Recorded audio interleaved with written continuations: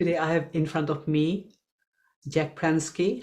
Now, many people in the Three Principles world have heard about Jack, and for others who haven't come across Jack Pransky, what comes to me is that someone who has got the traditional education and had trained as a psychologist and who has been sharing the Three Principles understanding or innate health understanding for a very long time.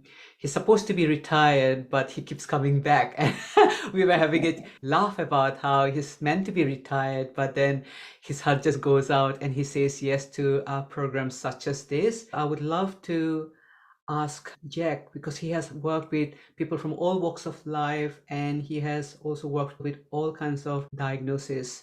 And because my program is called Beyond Diagnosis and Jack is one of the speakers, I wanted Jack to say something about when people have symptoms and they go to the doctors and they are diagnosed with a condition, whether it's physical health or mental health, and they go on the path of the treatment and take the medications or any therapy.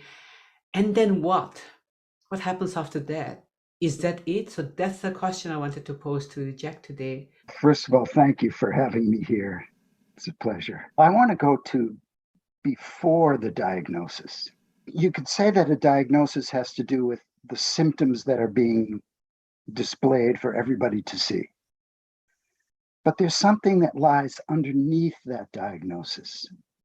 There's like a root cause underneath the diagnosis, and the diagnosis often misses that because the diagnosis is about symptoms, and we're talking about what is the cause of those symptoms appearing in the first place.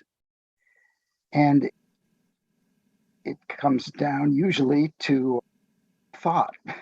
I remember being with Sid Banks at a lunch one time, and somebody was asking him about health and about disease and stuff.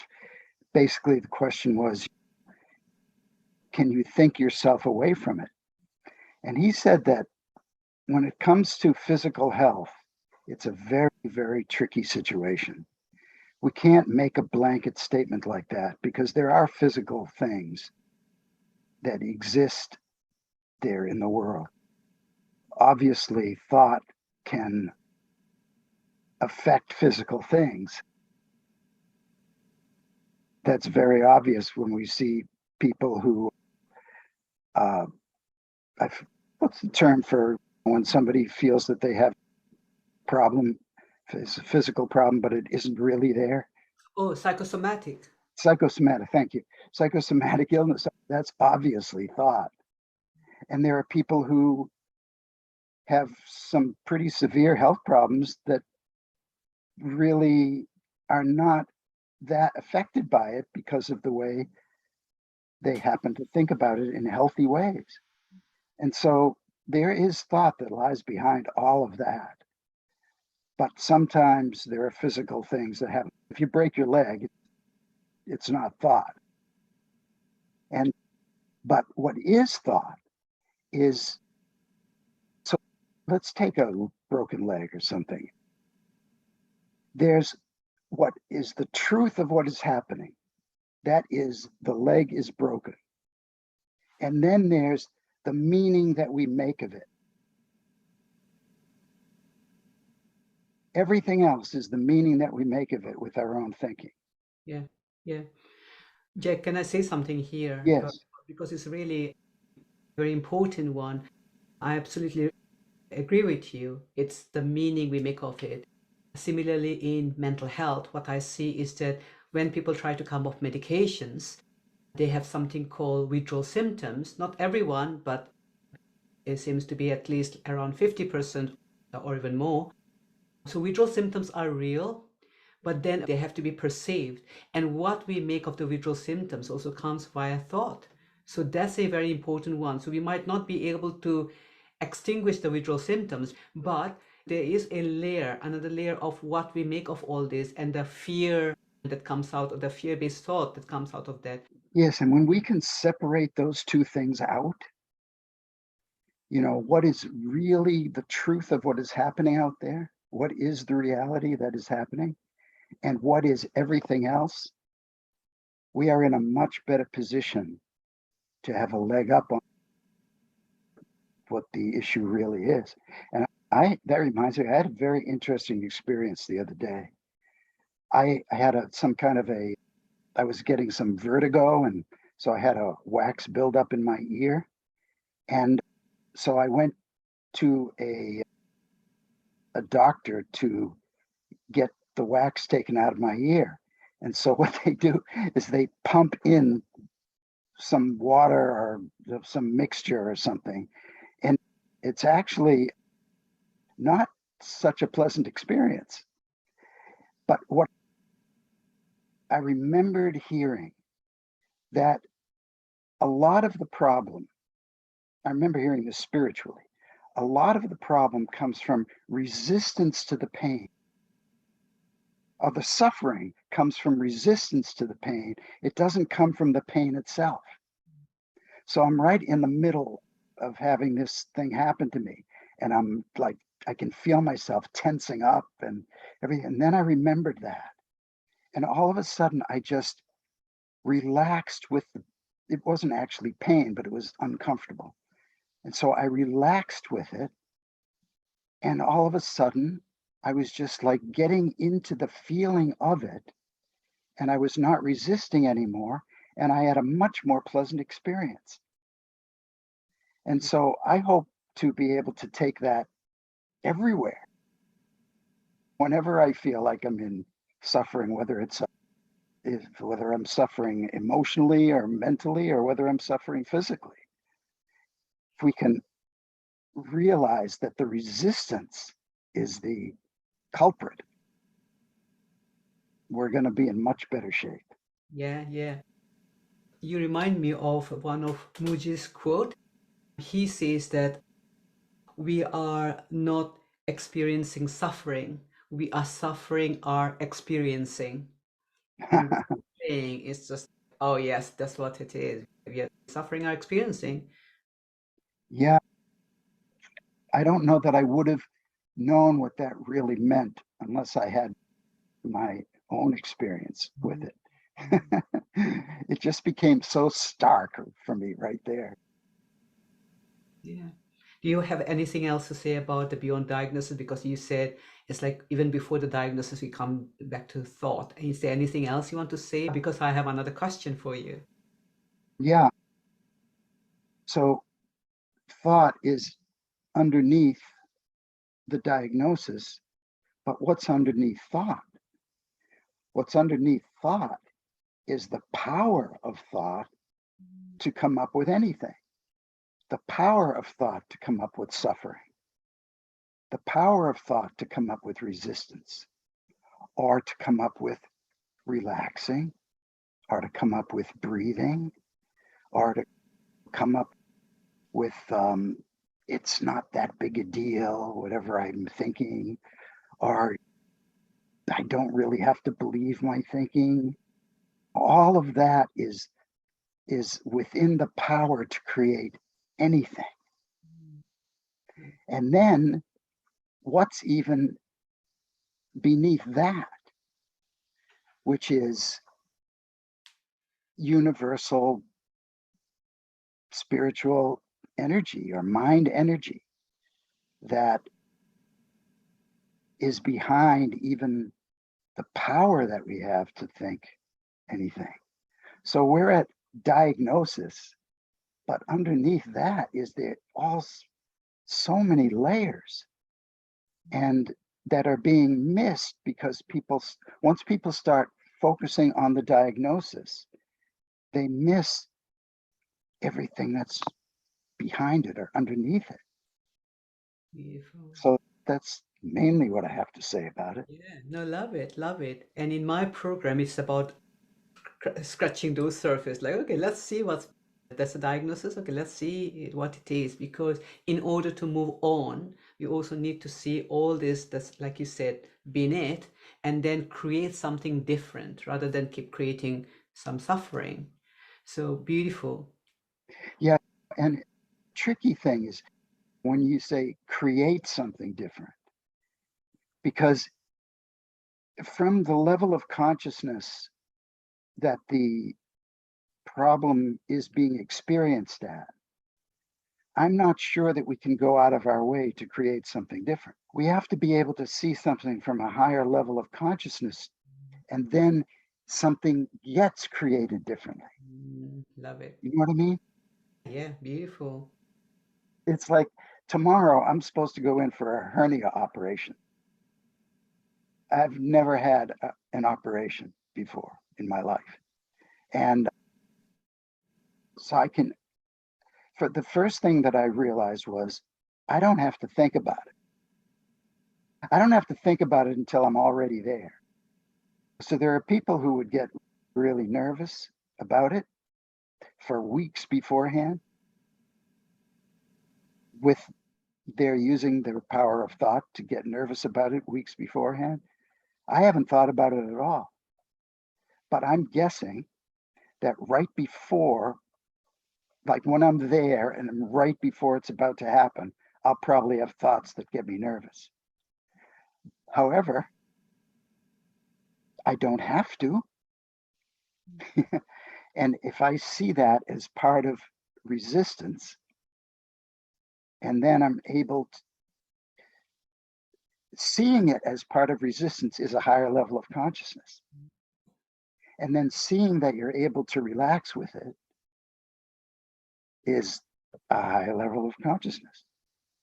And so from that sight, different options are created than you thought existed before. Okay. But it's, you hear a lot of people say that you have a choice, which is really true, but not, we don't have a choice from the same level of consciousness we're seeing it. And really like to emphasize that because people get the wrong idea. It's tough to try to think your way out of a problem when you're embedded at that level of consciousness and can't see anything beyond that. Oh, it's so beautiful. Yeah, and I love that. Yeah, thank you.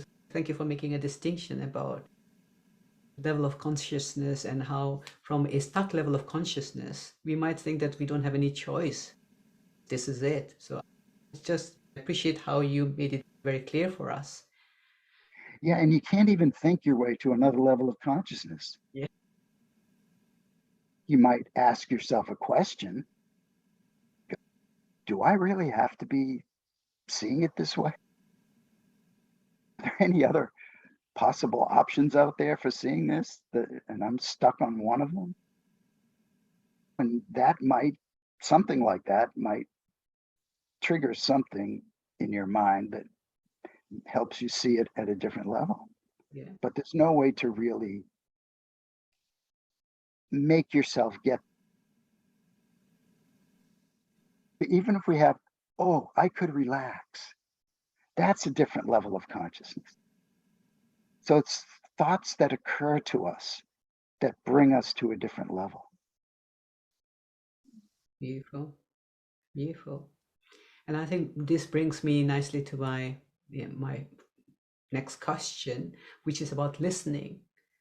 I wanted to ask you, people talk about the importance of listening and how to be a good listener. And I was asking you, what's the power of listening, and especially when it comes to well-being? My favorite subject. I knew it.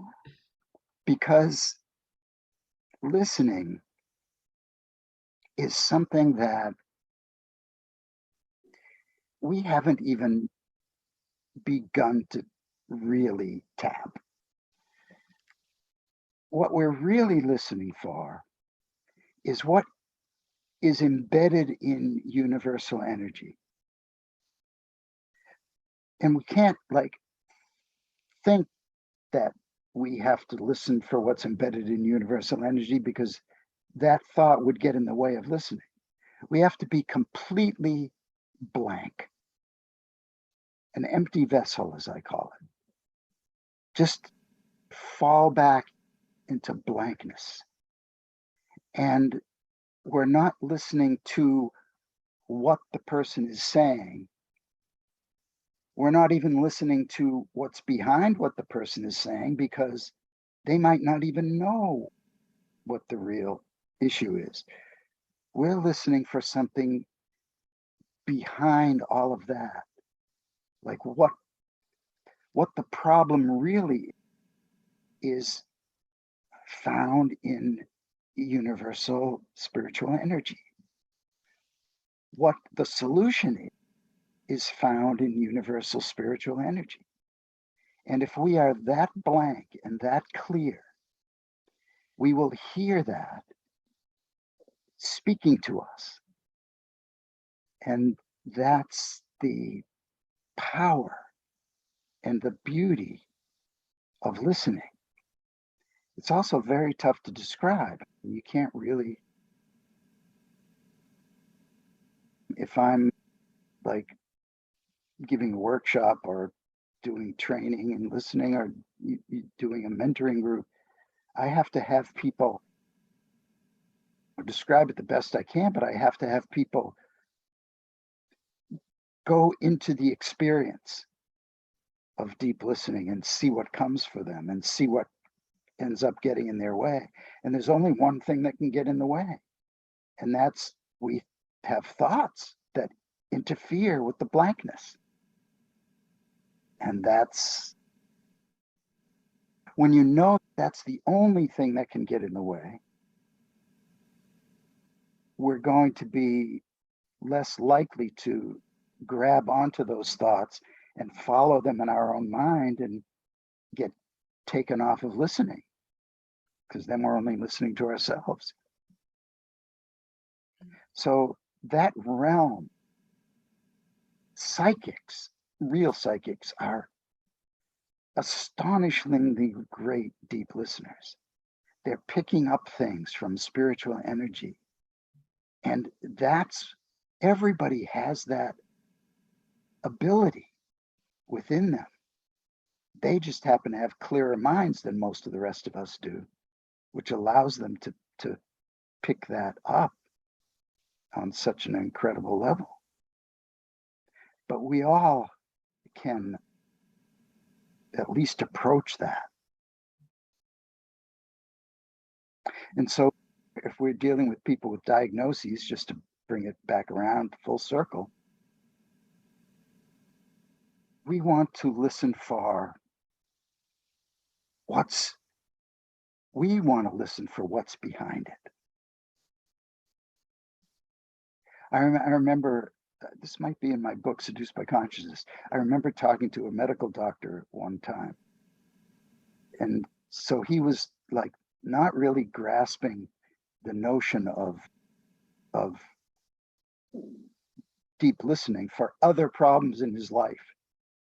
So I asked him, so like when you run into someone with a medical problem and you've gone through all of the tests and you've all the diagnoses and you can't quite grasp what's going on, I said, do you bear down harder to try to figure it out, or do you like take a step back and get quiet and allow wisdom to speak?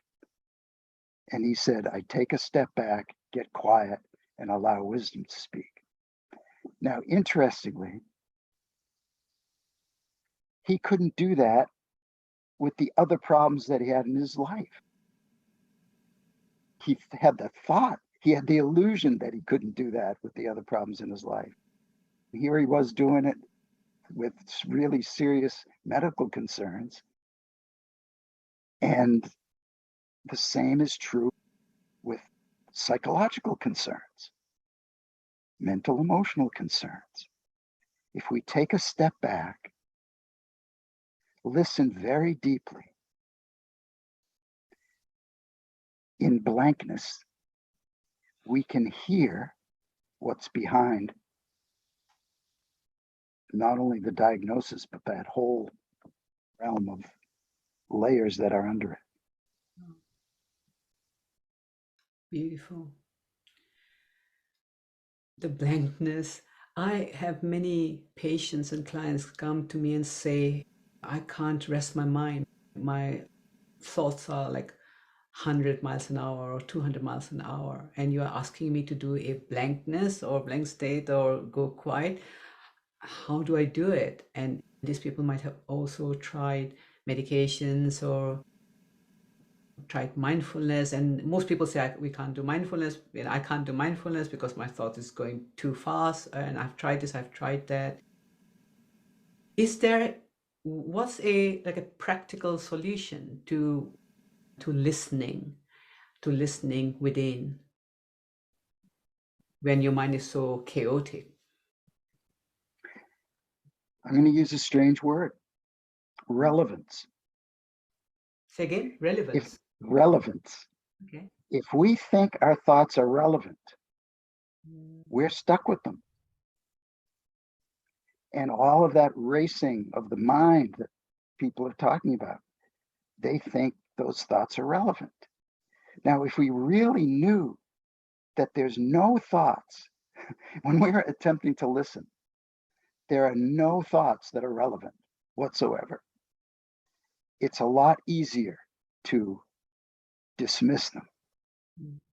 If, and the other thing, even people who say their mind is racing a mile a minute and they never have any moment when they're blank, I just don't think they've looked hard enough. I think there's always moments when people go into blankness, even for a split second, and they know what that is like. And if they can do it themselves when they're least expecting it, I used to ask people all the time in my trainings, I don't do it anymore, but I used to ask, where are you or what are you doing when you get your best ideas? Yeah, and people would say things like when they're in the shower or when they're driving or when they're waking up or when they're going to sleep. Or the common denominator of all those things is when the mind has cleared or calmed down. And it happens naturally for people when they least expect it. And so it's just a question of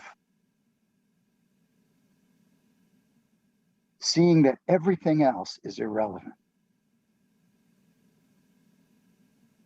Yeah, because at the moment, maybe it's the opposite. People are giving so much of relevance to the thoughts and not enough relevance to the slowing down or feeling quieter. Maybe they attribute it to the pets, maybe they attribute to the sunset, maybe they attribute to something else, and they make it irrelevant. This is where the answer lies. So I love it. I Yeah. love how you're sharing that. The other thing is that when people ask, how do I get to a quiet mind? They're asking from that same level of consciousness. They're not going to be able to see it, anything there. Oh my goodness. I just love what you say, Jack. And listen, this is just in a very small experience of hearing or witnessing the wisdom of Jack Pransky. No wonder that he is very well known and very fond of in the circles of the Three Principles community. And Jack is one of, like I said, Jack is one of the speakers for my 12-month Beyond Diagnosis program. And you get to have a deep dive at everything that Jack is saying right now. So Jack, I don't want to take up any more of your time now, but I know that anyone who listens to this, they don't even need to come to my program, but just from everything you said right now, if they were to listen to this from a different level of consciousness, or maybe even listen to this at the current state level of consciousness, but continue to listen to this, they will hear goal, and there will be their shift just by listening to everything you had to say, Jack. So I want to thank you so much for your time for this one, and I'm really excited to invite you to my program and for you to be one of my speakers. My pleasure. Looking forward to it. Thank you, Ronnie. Thank you, Jack.